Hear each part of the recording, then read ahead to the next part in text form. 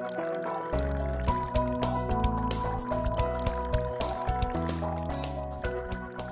everybody, welcome to this edition of Monday Morning Musing. Again, where we're trying to give you the background to the run-up to the destruction of the temple and the Bar Kochba revolution.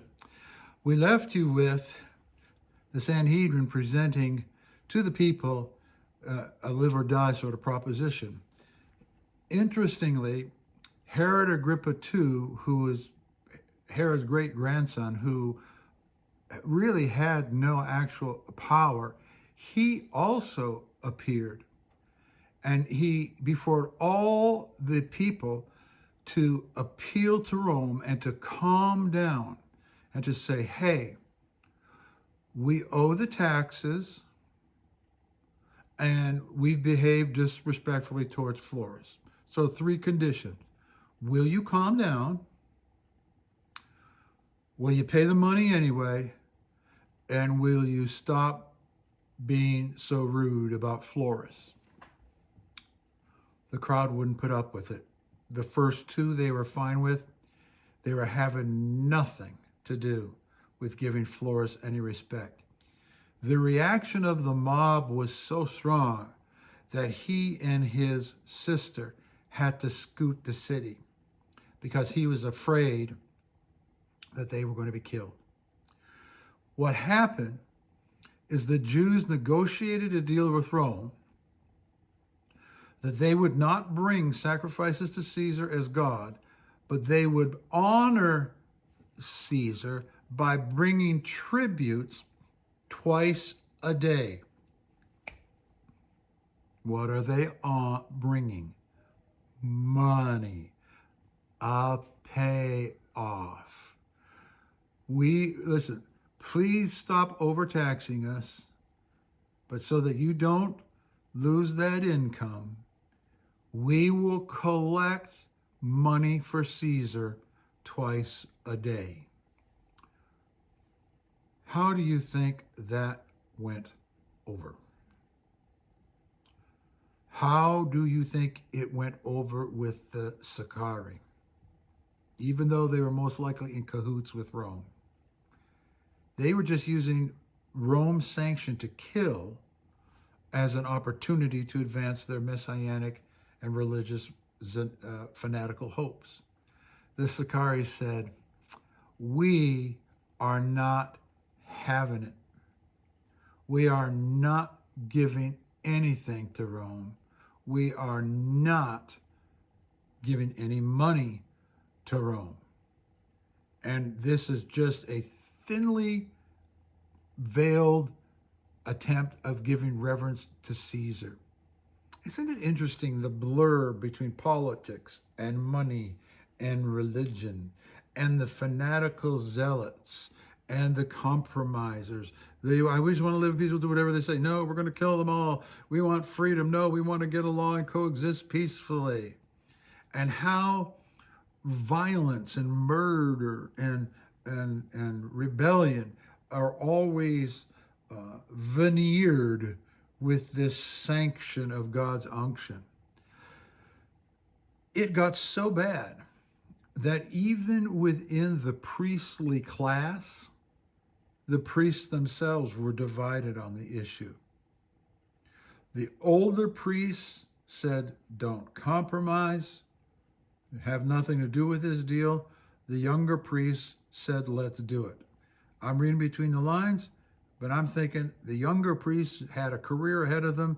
The older priests were done. Well, what happened is Herod Agrippa sent to Jerusalem on the 15th of Av, called the Feast of Wood. And it was the gathering of one of the most festive days in all the Jewish calendar, the gathering of wood. They would bring wood into Jerusalem as a celebratory feast of sorts on the 15th of Av. Agrippa sent 2,000 soldiers into Jerusalem to tamp this down. This is getting out of control. There's going to be a crowd of people coming for this feast. Keep it under control. The sicarrii took advantage of this. The sicarrii disguised themselves as celebrants, and they worked their way into the Temple Mount.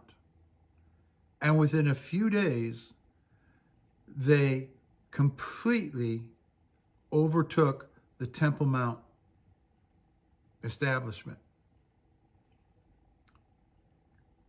And this triggered, so you got the murder, the henchmen of the mob in control of the Temple Mount establishment. Now, all the people with messianic hopes, hey, look, in 58, we just had this Egyptian guy. They think, okay, this is the signal to take up arms. Look, right at the center of our belief system, we have these knife-wielding fighters for Yahweh. Flores has nothing, he has no idea what to do about this.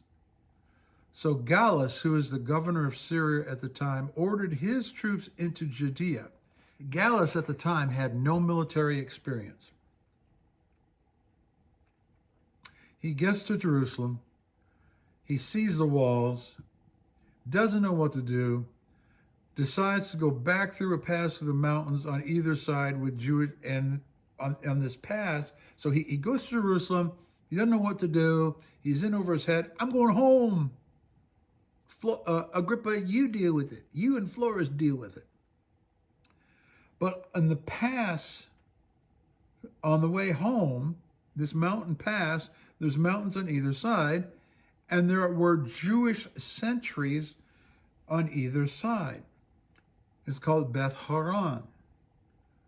And as Gallus's men are trying to get back to Syria, the Jews in Beth Horon started chucking stones and spears at Gallus's men.